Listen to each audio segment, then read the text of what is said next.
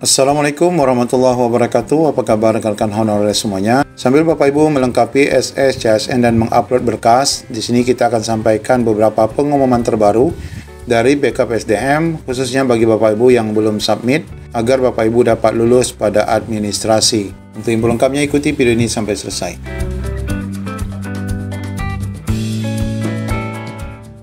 Baik Bapak Ibu, di sini kita akan sampaikan dua pesan dari BKD atau BKPSDM. Yang satu tentang informasi BKD untuk pelamar P3K, dan yang satu lagi adalah petunjuk tips dan kebijakan dari Badan Kepegawaian Daerah juga soal P3K 2024. Kita awali dengan tips dan kebijakan ya.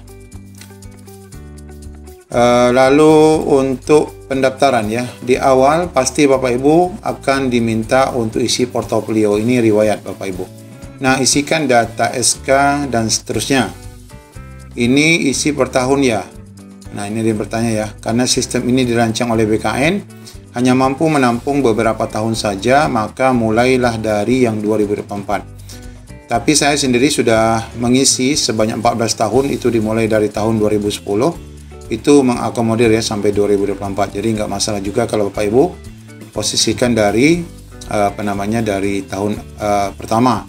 Tapi barangkali ada penyesuaian ya dari BKN kalaupun kuotanya kurang. Ini lanjut ke 2023 dan seterusnya. Kenapa nggak dari 2015 misalnya?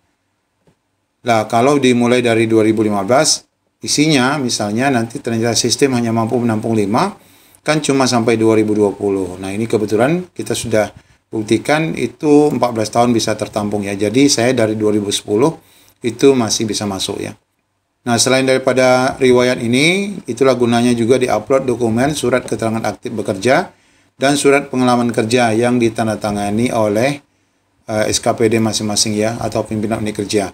Unggah dalam bentuk surat pernyataan di sana. Kalau ini di bagian upload dokumen ya. Nah, untuk di bagian portofolio atau di riwayat kerja, itu diunggah SK atau surat pernyataan. Yang diunggah adalah SK atau kontrak kerja. Kenapa enggak surat pernyataan seperti tahun lalu? Karena dengan SK kami akan lebih mudah memberikan penilaian kesesuaian masa kerja dan syarat administrasi lain dibandingkan dengan surat pernyataan yang mayoritas rentan pemalsuan data. Lalu yang diunggah SK asli, fotokopi atau fotokopi legalisir. Nah, untuk SK ini harusnya asli. Bagi yang sudah terlanjur unggah legalisir, nggak apa-apa. Nanti kami akan sampaikan ke pimpinan sebagai bahan kebijakan. Yang penting isi dokumennya bisa terbaca. Kalau kami di Kepri, itu untuk yang fotokopi pun tidak mengapa, karena sebenarnya Bapak Ibu yang riwayat pekerjaan ini hanya untuk melengkapi ya, minimal 2 tahun. Kalau nggak terbaca, gimana kami mau ambil keputusan? Lalu di surat pernyataan aktif dan pengalaman kerja, itu diisi yang mau dituju atau yang dikerjakan saat ini. Yang namanya surat keterangan pengalaman kerja, yang apa yang pernah dikerjakan sebelumnya sampai saat ini. Ya, namun ya Bapak Ibu, di kami pada surat pengalaman itu diisi sesuai dengan yang mau dilamar. Jadi tergantung Pemda Bapak Ibu ya. Nah, kalau yang belum pernah dikerjakan, dibuat pernyataan, itu bukan pernyataan namanya, malah ngarang namanya. Jadi clear ya. Nah, muncul masalah baru. Bagaimana dengan SK sukarela? Apa salah kami? Salahnya sukarela itu di mana?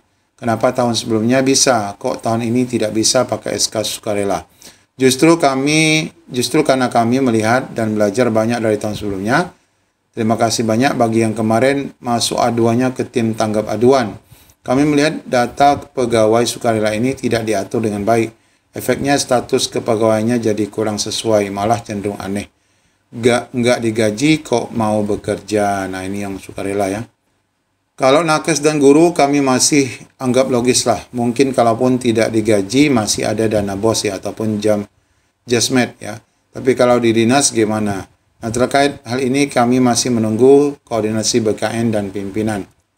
Nah, kemudian lanjut ke surat pernyataan khusus guru nih. Di akun masing-masing pasti ada format suratnya, itu yang dari Kementerian Pendidikan. Sebagai info saja, itu format surat baru muncul setelah pengumuman tayang. Jadi Bapak Ibu, wajar jika Pemda tidak menampilkan ya contoh surat itu, atau mungkin ada format surat yang lain. Jadi yang dipakai yang mana? Boleh pakai yang mana saja boleh ya, asalkan ketentuannya terpenuhi. yaitu ditandatangani kepala sekolah dan diketahui oleh dinas.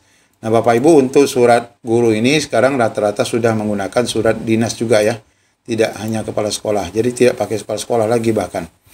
Nah, untuk dinas atau kantor yang kepalanya eselon 3 bagaimana? Misalnya kantor camat. Untuk kondisi ini silakan cukup di kepala satuan kerjanya. Dalam hal ini camat saja boleh. Lalu bagaimana jika kepala satuan kerjanya adalah definitif, bukan definitif? Silakan ke eselon 2 yang membidangi urusan kepegawaian. Nah, surat-surat ini kan pakai materai. Boleh materai tempel atau materai elektronik. Yang mana yang paling mudah diakses. Boleh yang manapun ya. Khusus untuk materai tempel, pastikan tidak digunakan materai yang sudah digunakan sebelumnya. Satu dokumen, satu materai. Jangan karena mau hemat 10.000 jadi menyesal ya Bapak Ibu ya. Kemudian yang kedua, informasi BKD juga, ini masih lanjutan. Untuk pengisian riwayat kerja pada kolom tambah pekerjaan, untuk tanggal selesai, itu khusus untuk tahun 2024, silakan menyesuaikan saja. Boleh dibuat sesuai tanggal, yaitu sampai Desember, atau boleh juga dibuat sampai dengan tanggal pendaftaran. Yang penting unggah SK-nya, jadi verifikator bisa paham bahwa Bapak Ibu masih bekerja sampai saat ini. Untuk syarat dokumen ijazah dan transkrip nilai, dalilnya tetap sama dan berlaku untuk dokumen lain. Yang diunggah itu hasil scan dokumen asli, bukan fotokopi atau fotokopi legalisir. Jadi bagaimana jika ijazah transkripnya hilang? Yang dilampir bukan surat keterangan hilang dari polisi ya, melainkan ijazah pengganti atau surat keterangan pengganti ijazah. Ngurusnya kemana? Silakan hubungi sekolah atau dinas ya. Nanti juga kami akan berikan periksa kembali keaslian ijazahnya khususnya pada tahap penetapan NIP ya Bapak Ibu. Kondisi yang sama juga untuk dokumen lain termasuk SK Bapak Ibu. Yang diunggah yang asli ya, bukan fotokopi atau legalisir. Bagaimana kalau SK cuma satu dan pertinggal yaitu hanya ada di dinas?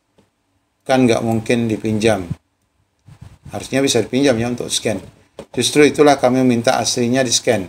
Jadi satu kali scan saja, berapapun peserta dari kantor itu bisa pakai. Ini mungkin untuk yang SK kolektif ya.